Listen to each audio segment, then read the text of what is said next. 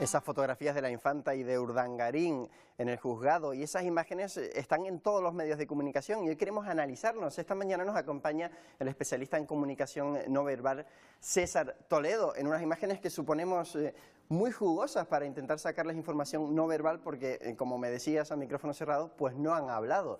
Yo no sé si hay mucha expresividad o no en estas imágenes que nos llegaban desde Mallorca. Bueno, la verdad es que son unas imágenes muy poco expresivas porque ellos se cuidaron mucho ayer de dejar ver sus emociones por ningún sitio, pero lo cierto es que precisamente por eso suponen un reto para quienes analizamos la conducta no verbal y la verdad es que hay muchísima información detrás de estas imágenes si podemos analizarlas con detalle. Antes de que comiences, hablabas de que hay poca información. ¿Ellos están preparados para no decir cosas a través de sus gestos? ¿Hay en ellos educación de la comunicación no verbal? En el caso de la infanta, claramente, aunque sea de manera inconsciente, su entrenamiento ha sido natural a lo largo de su vida, pues por su propia experiencia, ¿no? Tengamos en cuenta que es una persona criada en ese ambiente, en un ambiente en el que, bueno, pues tienes actos protocolarios y oficiales en el ámbito de la corona desde que naces prácticamente.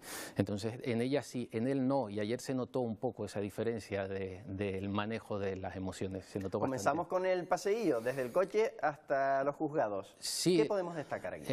podemos destacar sobre todo el cambio de actitud en ella, después veremos en otra imagen, pero bueno, lo más importante para mí de este paseillo es los símbolos. Tengamos en cuenta que son personas acostumbradas a tener un estatus por su autoridad, a tener un tratamiento, y ayer vimos que ese tratamiento se interrumpía por completo. Se bajaban del coche ellos solos, nadie les abría la puerta, hacían este paseillo solos, sin mirarse el uno al otro, sin tener ningún tipo de contacto visual entre ellos, ni siquiera los cuerpos se giraron, no se tocaron en ningún momento. Ella intentó caminar un poco por delante de él.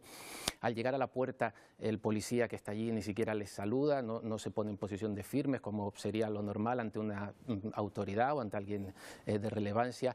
Tiene él mismo que empujar la propia puerta, no hay nadie en el juzgado. La vez anterior, cuando iban a declarar al juzgado de instrucción en Palma, había alguien a la puerta a recibirlos, a saludarlos y a abrirles la puerta, en este caso tampoco. Y al final, en algunas imágenes vemos incluso cómo tienen que pasar el propio arco de seguridad, como hacemos todos en un aeropuerto o al entrar en unas instalaciones gubernamentales. Esto tiene un valor simbólico para los espectadores que lo estamos viendo, que bueno, pues vemos que ese despliegue por lo general de ayudantes, de escoltas, de gente que te facilita la vida, que te hace reverencia, que te saluda, que se cuadra ante tu paso. Eso pues ayer no lo vimos a dos personas normales y corrientes entrando al juzgado como entraríamos cualquiera. Bueno, no entraríamos con este despliegue mediático, pero entraríamos exactamente igual. Y luego para ellos también tiene un factor importante. Estas imágenes, esta experiencia a ellos también les condiciona, porque personas que están acostumbradas a mostrarse en público, pues con toda esa conducta que les acompaña, ayer no la tuvieron. Y bueno, eso emocionalmente tiene que afectarles, obviamente.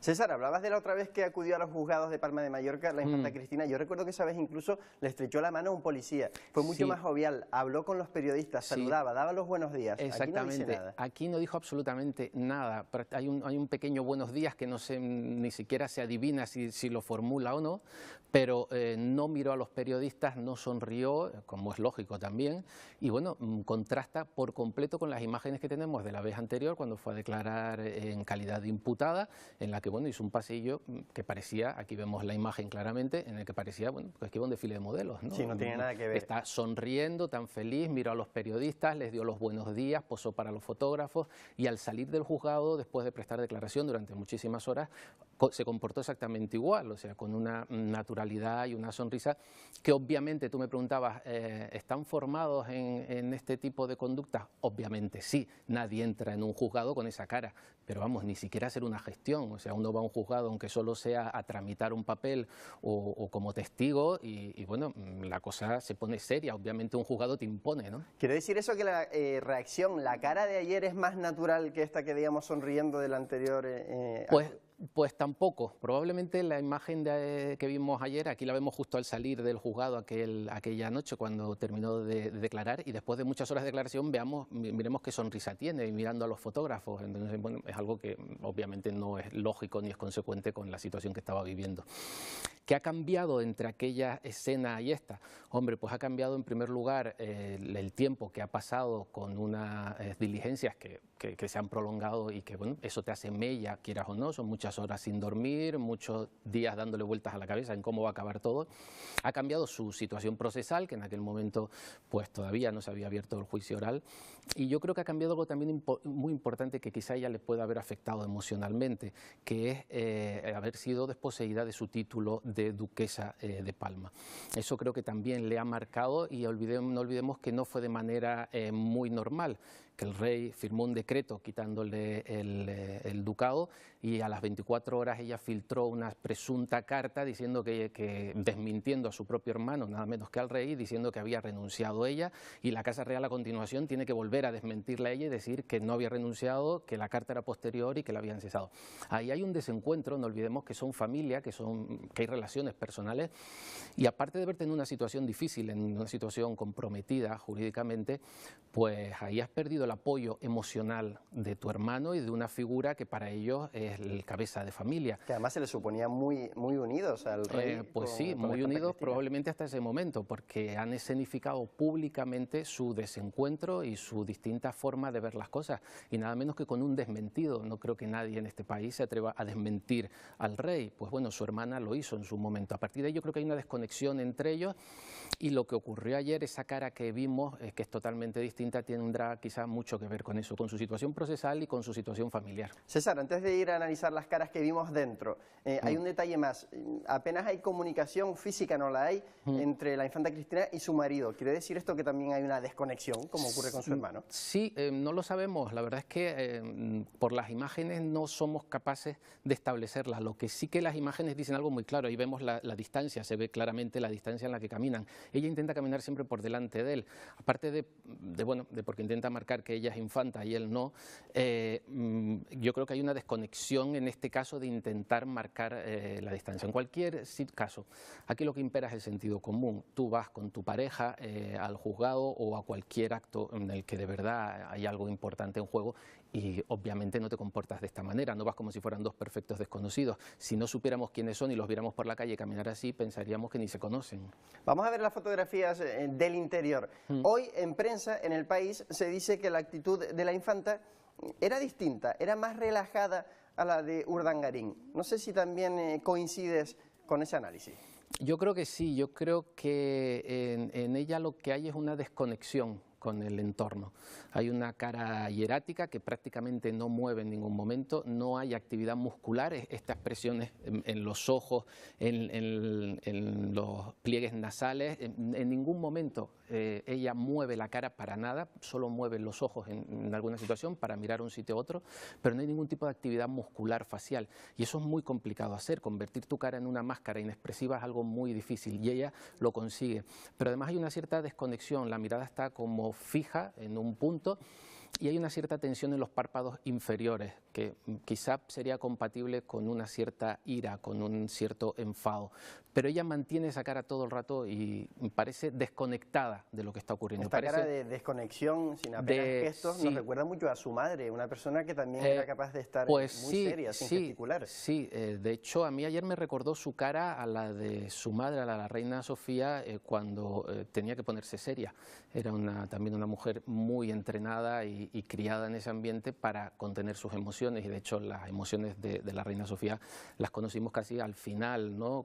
Cuando la muerte de Don Juan, o cuando acontecimientos muy graves y vinculados a lo mejor con el terrorismo, con algún funeral en el que incluso la vimos llorar. Pero durante muchos años a la reina Sofía no le vimos ninguna expresión de descontrol emocional, y esto es precisamente lo que vemos ayer en esta cara. Aparte de que tanto en el caso de la infanta como en el de su marido vemos un deterioro importante. Si comparamos esta imagen con la que vimos antes, se le ven unas ojeras, una cara demacrada, y bueno, se ve que el agotamiento emocional y psicológico te pasa factura físicamente. Que ha pasado un proceso duro. Y en cambio la comparábamos con Iñaki Urdangarín, que aquí lo tienen sentado en el banquillo ayer. Sí, en el caso de él también intenta mantener esa misma conducta, pero no le sale tan bien. En él sí hay un poquito más de enfado, quizás sí lo vemos aquí, lo que vemos en el entrecejo marcado y los ojos un poco más cerrados, es una microexpresión más más de ira. Probablemente a él le cuesta más